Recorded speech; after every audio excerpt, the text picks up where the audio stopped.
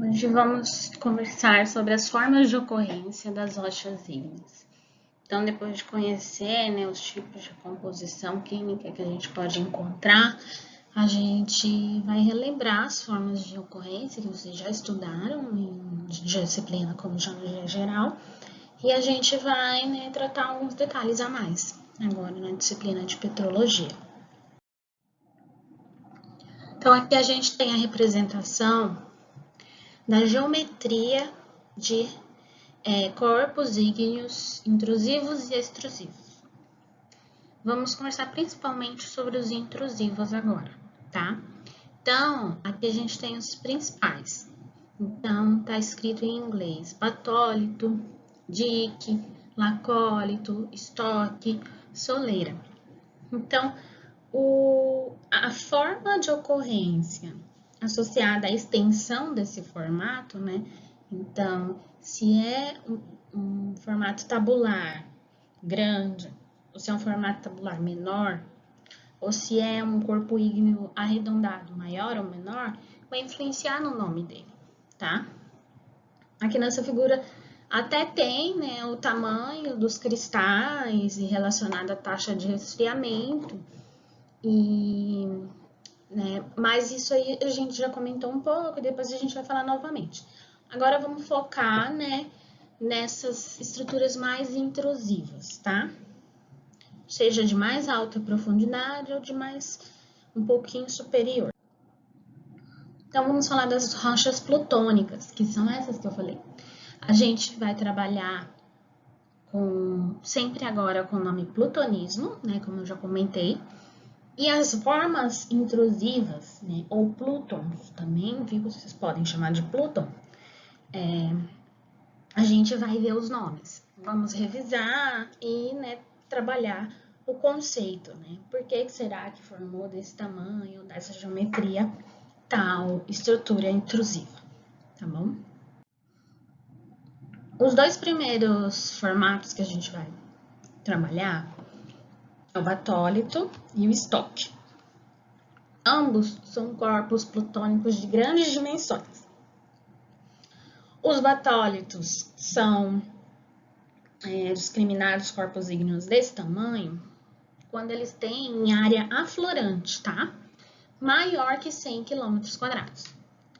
Então, se no mapeamento geológico, no estudo de prospecção, for descoberto uma rocha ígnea de grandes dimensões e essa dimensão for, né, maior que 100 km², vai ser um batólito.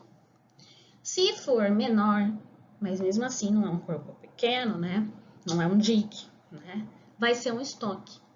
Até mesmo, né, uma forma de diferenciar, porque se fala, mas tem corpos vulcânicos extrusivos que têm grandes áreas. Sim, com certeza. Uma primeira forma de diferenciar um derrame de lava muito extenso, que nem a gente tem na Bacia do Paraná, que vai lá no sul do país e chega até aqui no centro-oeste, como que eu vou diferenciar isso de um batólito, né? Primeiramente, a espessura. O derrame vulcânico, ele vai ter grande tamanho em área, mas em volume, né, a espessura desse corpo vai ser paralela, né, à superfície de erosão da rocha de baixo. Então, vão ser corpos compridos, como se fosse, né, um dique, tá? Só que, né, ela vai ser extrusiva, vai ser um platô. Já, né, o batólito e tanto o estoque também, eles vão tender a formas mais arredondadas, a corpos tendendo, né, a elipses ou círculos. Então, a gente tem essa diferença. Além de tudo, né, da granulação, né, que se a rocha é extrusiva, ela não vai ter cristais grandes e bem desenvolvidos como uma rocha intrusiva. Depois a gente vai ver lacólito e soleiras. O lacólito também é intrusivo, né, todos esses são, só que ele tem uma geometria diferente. Além de ser menor, né, que o batólito, ele tem uma estrutura plana no assoalho, então embaixo ele é reto, e em cima ele é arredondado, um topo convexo. Então, a gente vê aqui em C, né, a estrutura de um lacólito. Eles, né, então, vão parecer domos, né? Então, sempre se eles aflorarem, a geometria dele pode ser identificada a partir dessas características, tá? Porque o estoque, assim como o batólito, ele vai tender a ter uma geometria mais bem distribuída. O lacólito não, ele vai ter uma base paralela. E essa base paralela é causada pelo quê? Pela rocha encaixante, né? Então, tem que ser uma rocha resistente que não permitiu que ele quebrasse ou avançasse sobre ela. Já a soleira, ela é um corpo tabular, semelhante a um dique, só que ela vai ser paralela às estruturas. Então, o dique e a soleira, eles são muito parecidos. Só que os diques vão ser, por exemplo, aqui em B, número 1, eles vão ser cortantes, né, transversais ao acamamento, por exemplo, das rochas sedimentares que estiverem. Já a soleira vai ser paralela. Então, a rocha vai aproveitar onde tem um limite de duas rochas sedimentares, por exemplo, e vai entrar ali. Já o dique não, tá? Então, a gente tem aqui, né, a representação do dique e de soleira, tá bom? Então, a soleira aqui a gente tem mais fina, logo abaixo aqui do C, que era o lacólito, aqui a gente tem algumas soleiras, tá bom? Aqui nós temos novamente, né, o conceito desses corpos, né? Agora a gente tem escrito do dique que não tinha nos slides anteriores para vocês revisarem. Aqui a gente tem a imagem para vocês visualizarem um estoque. Então, mas professora, olha o formato disso. Não é um lacólito? Então, como que eu vou falar que não é um lacólito? Provavelmente, né, já foi feita pesquisa e esse corpo, essa parte que tá aqui para fora, é só a parte superior dele, mais para baixo continua. E não é tabular embaixo. Então, foi classificado como um estoque, tá? De cianito. Então, uma rocha ígnea intrusiva, tá? Rica em feldspato potássico, é rosada, tá? Um feldspato rosa. E aí a gente vê, ó, olha o tamanho dele. Não é um corpo ígneo muito grande. A gente vê as pessoas aqui e não é tão grandes dimensões. Esse é lá em Israel. Aqui a gente vê um lacólito lá nos Estados Unidos, no Colorado. Olha, o formato superior é igual. As dimensões, acho que até são maiores do que, né, do que a foto anterior. Só que nas pesquisas foi identificado que ele embaixo aqui encerra. Ele é reto. Então, esse formato aqui, no caso, foi classificado como um lacólito, tá? Aqui a gente tem um batólito. Então, no caso, a gente vê aqui montanhas, né? Um espaço bem grande. No caso, nessa foto eu não vi nenhuma coisa como escala, mas a gente consegue ver que é um espaço muito maior, né? É uma montanha inteira. A gente tem o que aqui? Um batólito, tá? Então, os batólitos, eles não vão ficar restritos a uma única crista, né? Que nem era aquele estoque ou lacólito que a gente viu.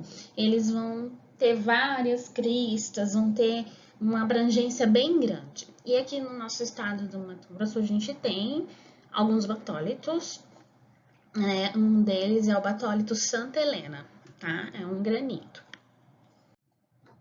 Aqui a gente tem, bem bonito, o quê? Uma soleira. Olha, não falei que parece um dique? Parece. Mas essa soleira, né, ela é paralela aqui às estruturas da rocha que tinha antes, tá? E aí, vocês estão vendo esse monte de risquinhos perpendiculares, né? que são as estruturas da rocha que, né, depois que resfriou, ela forma. Então, a soleira, ela é de basalto, então ela já ela intrudiu bem quase na superfície, então ela não cristalizou, não é uma rocha plutônica, digamos assim. Ela ficou, né, com cristais pequenos. E essa estrutura aqui a gente vai ver na próxima aula, né, que são as disjunções colunares. Parecem um monte de colunas aqui na rocha basáltica, muito comum nesse tipo de rocha. Aqui a gente tem os diques. Esses diques aqui, eles são um pouco diferentes daquele do exemplo, lá daquele esquema do início da aula. Lá a gente tinha um grande dique, né, que cortava a rocha, parecia a soleira, né? Aqui já é um caso que a gente vai reconhecer muito mais vezes em campo. Então, quando a gente tem rochas intrusivas, sempre tem diques de menor envergadura do que aquele do exemplo, né, do esquema do início da aula. Tá vendo aqui, ó, tem diques para todo lado. Então, essa rocha escura aqui intrudiu essas outras rochas aqui, as encaixantes. Então, seja um dique gigantesco ou esses diques menores aqui, né, ou seja, o principal para ser classificado como dique é a forma de ocorrência, é cortar, né, as rochas adjacentes não nos planos que elas têm, tá? Aqui a gente tem lá no Monte Sinai, tá? Primeiramente, né, esqueci de explicar, aqui a gente tem um livro que é Landforms of the World with Google Earth. O Google Earth, né, a gente sabe que a gente tem acesso lá a imagens do planeta todo, imagens de satélite. Esse é um livro que eu encontrei na internet mesmo, da Springer, e ele vai mostrando lugares no planeta, aponta, aqui é batólito, é dique, o que é. E aí a gente vê com imagens, né, que estão no Google Earth, que estão disponíveis. E aí é muito legal, tem umas imagens muito bonitas, né? A gente acaba que não vê isso, porque ficam em lugares, né, muito específicos. Então, lá ele passa, inclusive, as coordenadas do lugar, se quiser ir lá conferir. Então, ó, a imagem do Google Earth de 2012. E a gente tem aqui um resultado do intemperismo, da erosão, em um tipo de rocha. O que vocês veem daqui, né, de cima, de onde a gente observa essa foto, essa imagem de satélite? A gente consegue observar que tem uns alinhamentos, né, aqui, mais nessa porção aqui que está próxima à capa do livro que eu coloquei, e contínuos. Eles somem às vezes, mas é questão da erosão, né, o tipo da rocha que às vezes fica um pouco mais frágil, um pouco mais resistente. Então, são diques, né? Então, o dique foi mais resistente aqui do que essa rocha que encaixava ele. Então, ficou uma série de montanhas, digamos assim, do dique, porque ele é mais resistente, tá? Então, essa é uma estrutura que a gente pode observar de dique, tá? Aqui a gente tem o quê? Um batólito, tá? Lá na Namíbia, no sudoeste da África, tá? É um granito. Ele tem 45 quilômetros de diâmetro. Em volta dele, vocês conseguem ver uma coloração diferente? Então, tem essa parte marrom, assim, um pouquinho mais escuro. Aí tem uma borda, outro marrom um pouco mais escuro, indo pro preto, pro cinza. E aí tem as rochas adjacentes. Essa borda aqui é o quê? A nossa auréola de contato. É onde teve um metamorfismo de contato por causa da intrusão. Então, uma rocha de grandes, né, dimensões, um baita de um granito, né? Um batólito. E, inclusive, a gente consegue visualizar a feição de metamorfismo relacionada a ele. Então, né, uma imagem bem bonita. Agora, quando a gente está falando disso, né, é super interessante a gente olhar os exemplos que a gente tem na atualidade. Aqui a gente tem uma outra intrusão na Mongólia, tá? Não falo o tipo de rocha. E aqui a gente tem, ó, a gente não consegue observar tão nitidamente se tem metamorfismo de contato. Então, talvez ele tenha sido menos proeminente. E uma outra coisa, né, que a rocha aqui em volta, ela aparenta ser mais escura, né? Então, a gente, às vezes, né, a rocha mais em volta é tão resistente que o metamorfismo de contato é pouco expressivo, tá? Então, dependendo da situação, né, isso pode ocorrer. Aqui a gente tem também feições de erosão nas juntas, tá? Cadê? Não sei se tem aqui, não fala o tipo de rocha. Então, a gente tem aqui, ó, é o contrário daquela que tinha os diques. Nos diques ficaram destacados, né? Ficaram para cima na erosão e o granito, a rocha encaixante, foi erodida. Aqui a gente tem o granito, por exemplo, se for um granito, um cianito, e ele foi fraturado, né, durante a sua formação. Quando ocorre a erosão, depois de milhões de anos, né, o que vai erodir primeiro? O que tiver mais fácil de entrar água, o que tiver mais fácil de se alterar. E onde que é mais fácil? Na onde aquela rocha quebrou, na onde ela fraturou, na onde ela tinha pontos de fraqueza. E aí, nesses pontos, começa a ficar arredondado, começa a aprofundar, o relevo vai se formando, né, a partir desses pontos de fraqueza. Então, a gente tem aqui uma grande formação geológica, né, não tem a medida aqui, tem 6 quilômetros, tá, de largura, então não é tão grande, então provavelmente é um estoque, mas a gente vai, né, ter estruturas, feições que vão indicar pra gente, olha, esse granito, ele é fraturado, ele tem deformação, tá? Então, às vezes nem é mais um granito, ele já foi, né, teve metamorfismo, já virou um gneiss, né? Então, tudo isso é interessante pra gente observar. E muita coisa dá pra ver, né, de cima. Então, agora a gente vai falar das rochas vulcânicas, tá? Então, vamos relembrar que o termo vulcão, né, ele vem de um deus do fogo, na mitologia romana, né, o Vulcano. E o nome é utilizado por isso. Atualmente, né, existem cerca de 1.500 vulcões ativos, né, na crosta terrestre.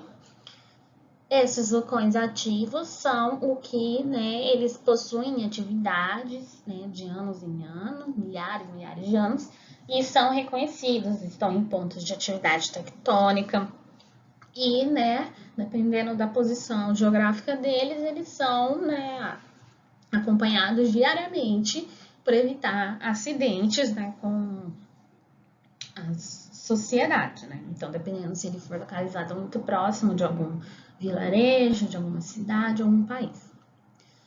Existem, né, os vulcões ativos, adormecidos, extintos e inativos. Muitas vezes, né, a gente acaba confundindo, né, uma coisa com a outra, mas são nomes que servem para indicar para a gente se eles têm risco ou não de ocorrer uma erupção. Por exemplo, um vulcão ativo, não tenha dúvida, né, ele é ativo, ele está em atividade, tem atividade sísmica associada, então pode ocorrer vários eventos, né, relacionados a essa atividade vulcânica. Os vulcões adormecidos, eles têm chances de voltar a entrar em atividade, em ficar ativo, mas no momento não estão. Então, eles estão lá no meio termo, entendeu? Ele não ficou totalmente, ele não está extinto. Ele ainda se encontra em instabilidade tectônica, ele ainda está perto da borda da placa, entendeu? Ele ainda está num local propício para isso. Os vulcões extintos, eles têm pouca probabilidade de entrar em erupção.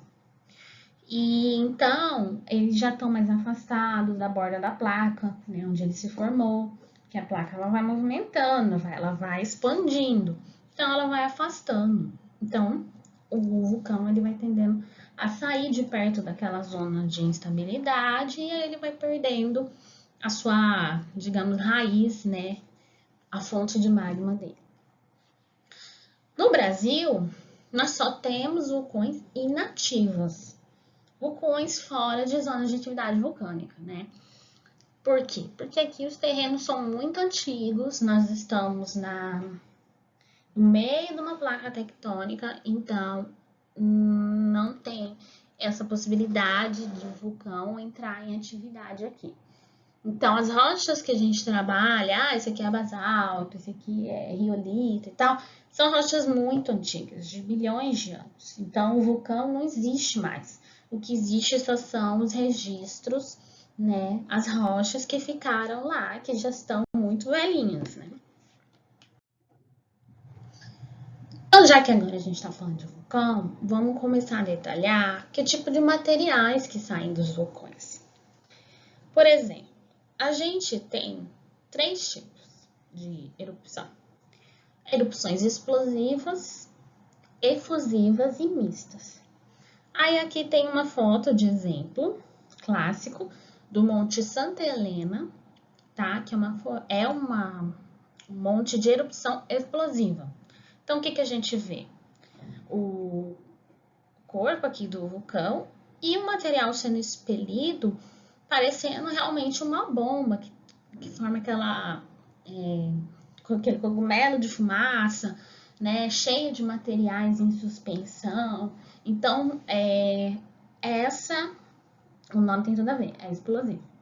Já a efusiva, que é comum lá nos vulcões do Havaí, por exemplo, a gente tem a saída da lava calmamente, né? Saem gases também, né, enxofre, mas não tem ejeção, jogar materiais com muita força, né? Aquele barulho estrondoso de explosão. Então, essas são as chamadas erupções efusivas. E aí, esses tipos diferentes de atividade volcânica vão originar materiais diferentes, né? Então, as rochas formadas vão ser de vários tipos. Aí aqui a gente tem alguns exemplos.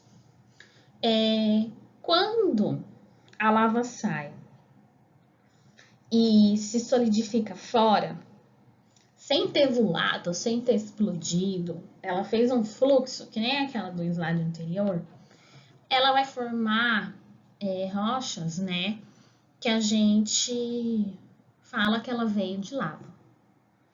E quando a lava é básica, ela tende a formar esses corpos, né, basálticos, contínuos.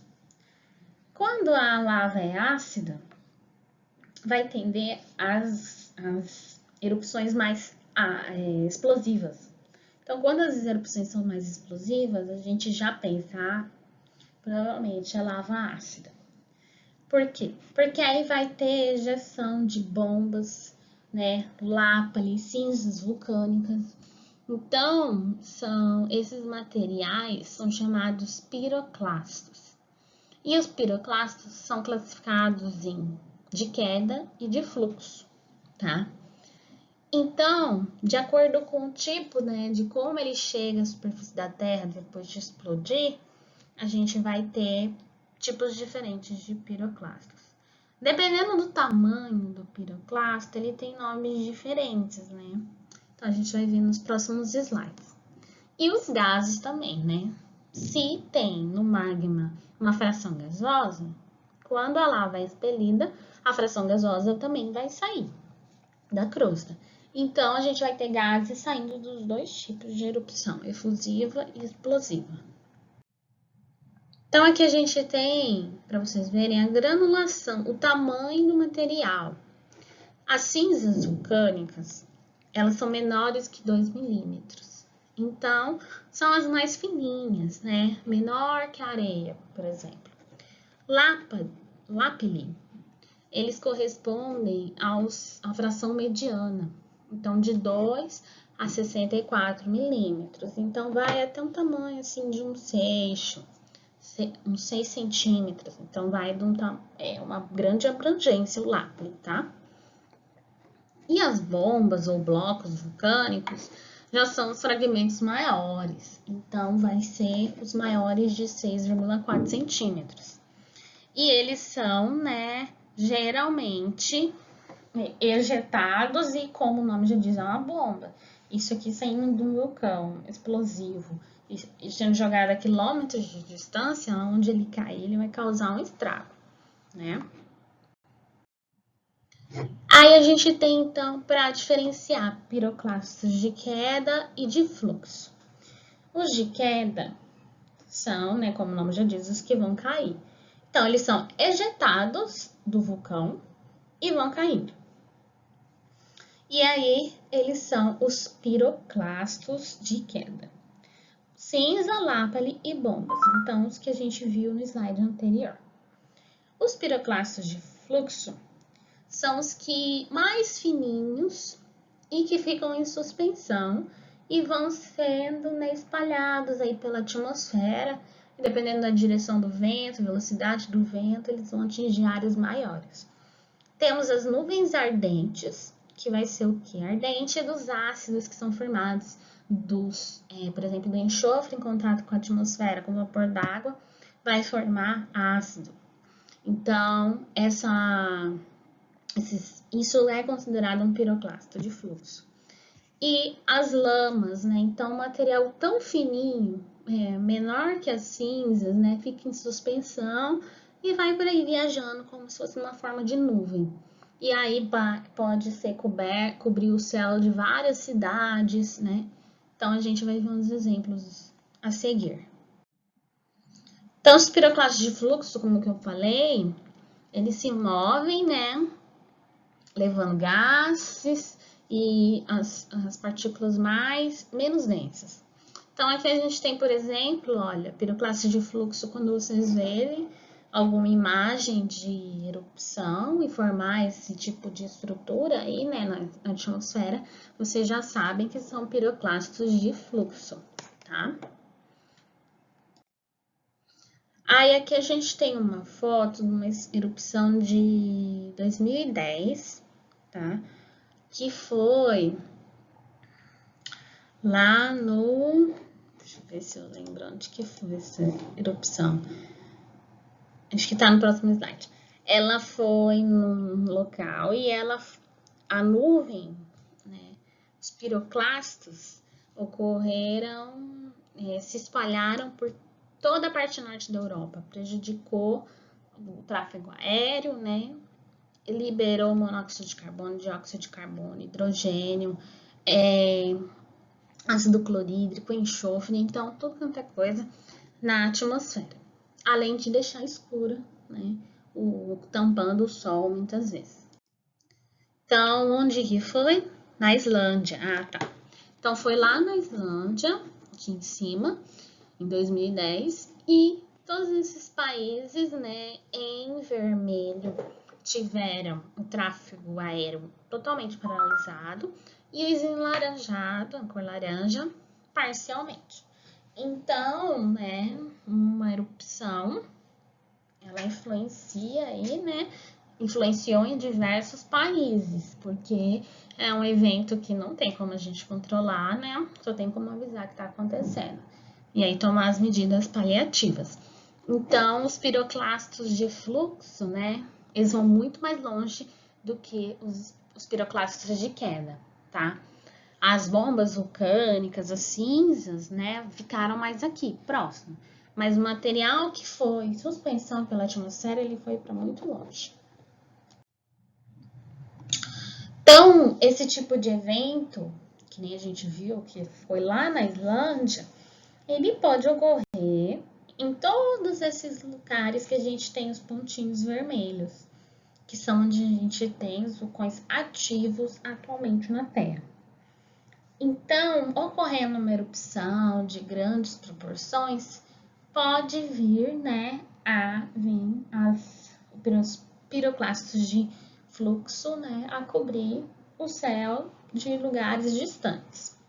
No Brasil, a gente não tem tido relatos desse tipo de situação, apesar de ter na Cordilheira dos Andes, né, diversos vulcões ainda em atividade ou adormecidos. Aqui nesse slide eu gosto dele porque tem os exemplos atuais de vulcões e dá pra gente ver a altura do cone vulcânico deles. Por exemplo, a erupção efusiva, como a gente já viu em outra aula, a gente tende a fazer os vulcões mais baixinhos. Por quê? Porque a lava se espalha, ela é menos viscosa, então ela é mais passível a escoar.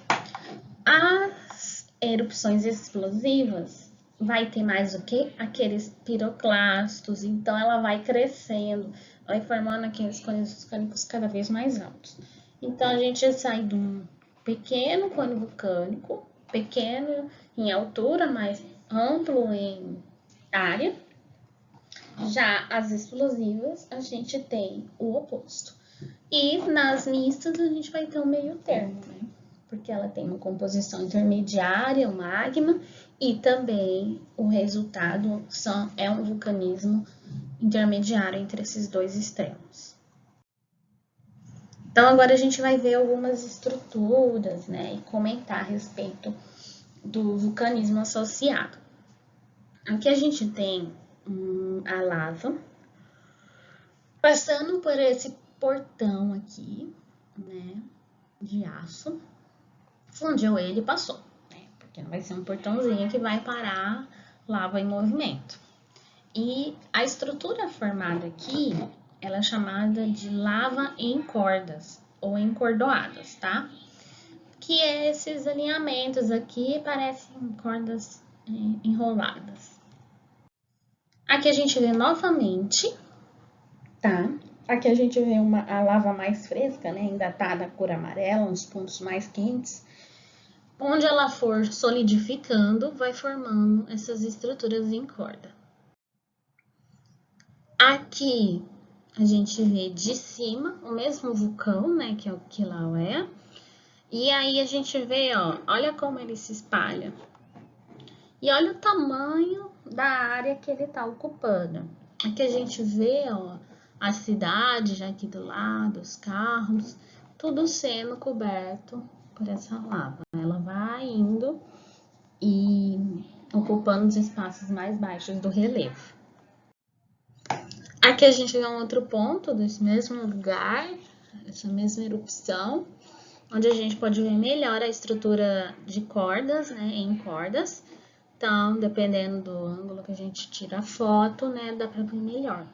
E essa é uma estrutura que depois, né, por exemplo, aqui no Brasil, ela pode ser reconhecida nas nossas rochas vulcânicas que são antigas, né, mesmo depois de milhões de anos.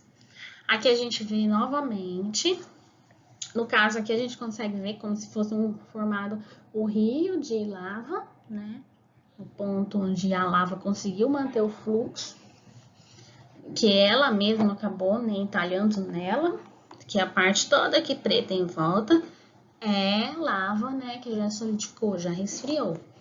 E a fumaça saindo, né, e o vulcão, muitas vezes a gente nem sabe onde que ele tá, o ponto de saída principal dele.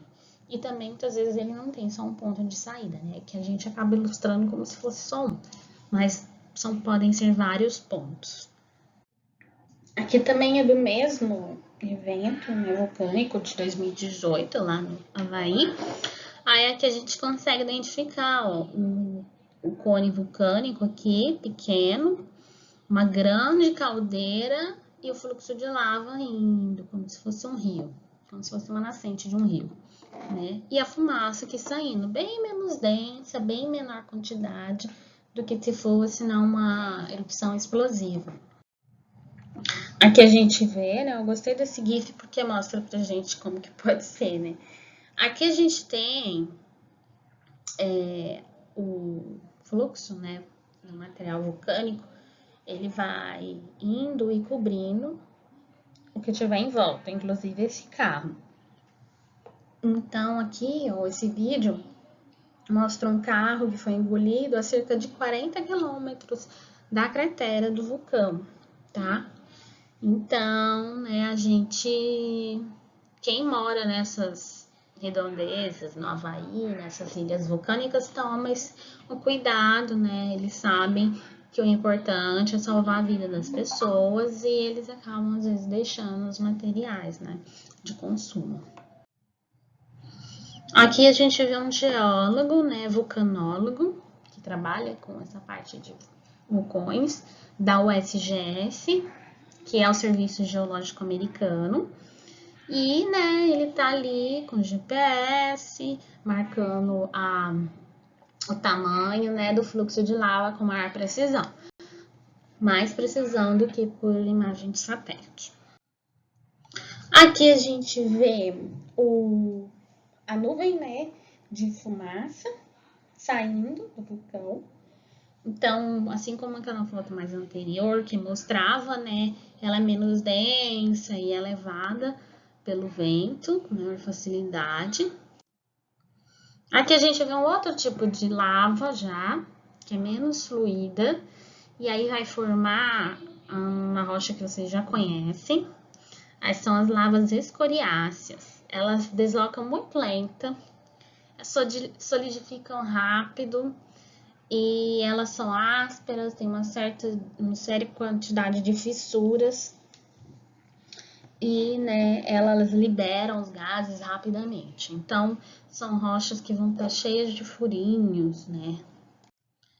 Aqui a gente tem uma outra estrutura que já é característica de ambiente subaquático. Então, aquelas duas anteriores, tanto a encordas como a escoriácea, era subaérea, tá? Então, ocorre na superfície terrestre, com a atmosfera. A pilolava, que é a lava em forma de almofadas, né? Essas aqui, a gente consegue, existe até alguns afloramentos aqui no Mato Grosso, que a gente observa essas estruturas.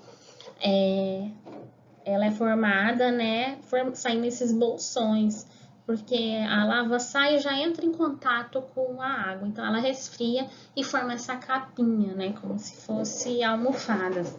E aí ela vai saindo e uma vai ficando ligada com a outra, assim como tem aqui no exemplo, tá?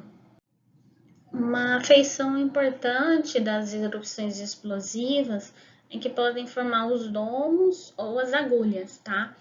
Os domos são quando fica como se fosse uma pequena montanha dentro da cratera do próprio material, né, da lava.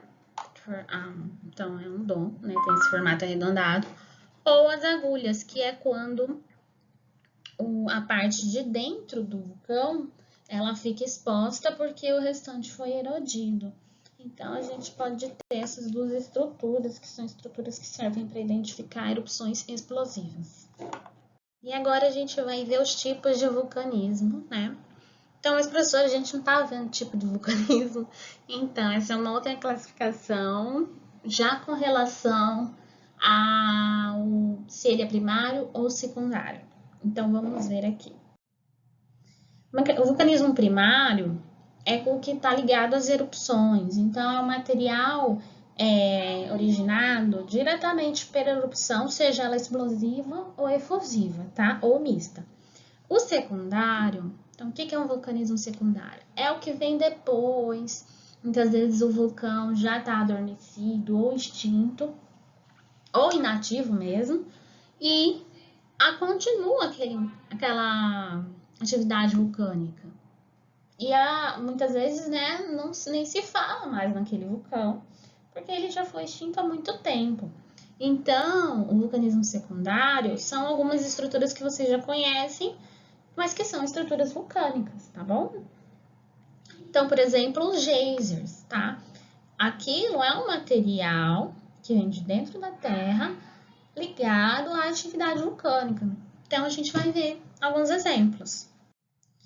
Então, o vulcanismo secundário, ele vai ser esses fenômenos ligados à saída de vapor d'água, ácidos, sais minerais, substâncias, né, que elas voláteis que tendem, às vezes podem ficar presas, saírem depois da crosta. Então, a gente tem o vulcanismo que também pode ser chamado de residual e podem perdurar por milhares, por centenas de anos, tá?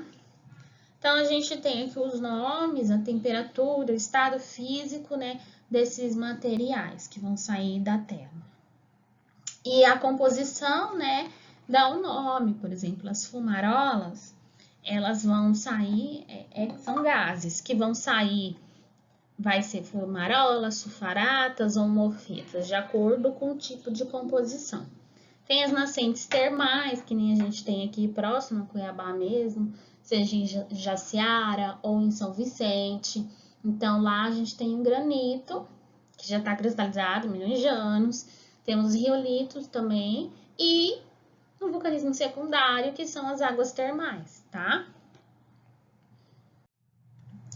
Então, as fumarolas, elas vão ser, né, essa mistura aqui dos compostos, né, que vão formar ácidos muitas vezes.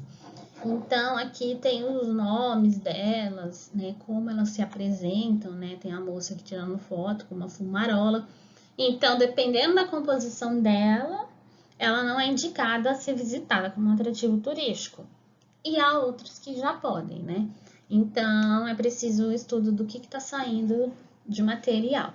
No caso, as sulfaratas, como né, tá saindo enxofre, ele costuma ter essa cor amarelada, né, essas cores fortes associadas, então é mais fácil de identificar. Mas mesmo assim, as que aparentam ser somente vapor d'água, vão ter elementos químicos ali no meio daquele gás, tá? As fontes termais e os geysers, né, já vai ter a água líquida vindo com uma pressão e mais quente que a água que a gente tem aqui no ambiente externo à crosta, né? Então, vão se formar lagos, vão se formar esses geysers também, que são usados para visitação. Então, também é preciso análise da água para ver o que tem nessa composição aí, para não deixar as pessoas ficarem tocando em materiais tóxicos, tá? Para finalizar a aula, então, eu também vou mostrar para vocês algumas estruturas atuais que a gente observa, assim como eu mostrei das rochas plutônicas, né? Então, para rochas extrusivas, né, também naquele livro a gente tem, por exemplo, a apresentação das estruturas em corda, né? Em outros lugares, essa estrutura é chamada pá-roi-roi, né? E que eu acredito que seja um nome lá havaiano, né? Dado a esse tipo de lava também. Então, vocês podem encontrar, às vezes, até em artigos científicos, ao invés do uso de lavas em cordas ou encordoadas, pá-roi-roi. Tá? Aqui a gente vê a estrutura que eu falei antes, que é a disjunção colunar. Então, antes a gente viu ela em seção transversal, então a gente via as colunas. Aqui a gente está vendo de cima. Quando a gente vê as colunas de cima, né, em planta, elas têm o formato tendendo ao hexagonal. Então, a gente vê aqui, ó, parece que é um calçamento antigo, né? Mas, na verdade, é uma estrutura natural, é uma tendência das lavas basálticas, tá? A fazer esse padrão. Então, esse aqui é da Islândia. Aqui seria vendo de seção transversal, né? Então, a gente tá vendo as colunas. É claro que, como vocês veem aqui, às vezes elas podem entortar, né? Quebrar toda aqui por causa da própria ação do tempo. Mas a gente, se visse lá de cima, era o padrão da foto anterior. Então, a gente viu a adjunção colunar ou prismática também, pode ser usado esse nome, e a adjunção esferoidal, que é um padrão muito comum de rochas ígneas, principalmente, né, das rochas intrusivas, mas nas extrusivas também. Por exemplo, ali em Chapada dos Guimarães, nos basaltos, quando eles vão se alterando, os blocos vão tendendo a ficar arredondados e à medida que eles vão alterando, vai como se fosse saindo capas, né? Cascas de ovo. E a tendência é ficar assim nesse formato esférico, tá? Então, essa é uma característica comum de rochas ígneas, plutônicas e vulcânicas. Aqui a gente tem, né, vulcões já extintos, tá? Também daquele livro, onde a gente vê os cilindros, os cones vulcânicos. Esse aqui é nas Ilhas Canárias, na Espanha, no A, nessa foto A. Então, a gente tem, olha que legal, tem o cone preservado, vários cones, na verdade, né?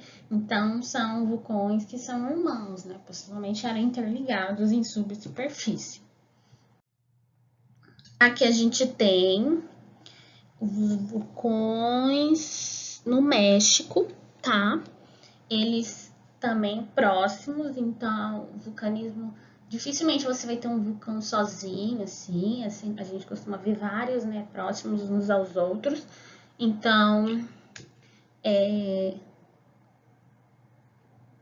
o maior aqui dessa figura tem 1,2 quilômetros. O maior dos vulcões tem um diâmetro de 1,2 quilômetros. Então, você vê, se a gente comparar com a dimensão de um batólito, é pequeno, né? Já o mesmo batólito, que nem a gente viu naquelas fotos no início da aula, a dimensão era muito maior. Aí aqui a gente tem os vulcões, né, em erupção atualmente em maio de 2019. E os enlaranjados são os em menor atividade, mas também, né, ativos, não adormecidos. Nesse slide eu coloquei para vocês o link desse videozinho do I Love You, que é um trocadilho, né, com I Love You, em que tem uma história aí romântica entre dois vulcões, mas é bem legal para a gente ver a subida do vulcão, quando ele sai para fora do oceano, né, como ele se forma, e aos poucos ele sendo erodido, ele vai diminuindo e sumindo, né. Então é bem legal o vídeo nesses dois aspectos, né, entretenimento e geológico. Aqui a gente vê uma foto, né, de satélite do vulcão Manam, em Papua Nova Guiné. Então, olha que bonito. Esse vai ser o quê? Um vulcão efusivo ou explosivo, né? O que vocês acham? Pelo padrão dele. Aqui a gente tem uma nuvem imensa, né? De um vulcão lá na Rússia. Também, será que é efusivo ou explosivo? Aqui na Islândia, tá? Olha a cortina, a nuvem de fumaça.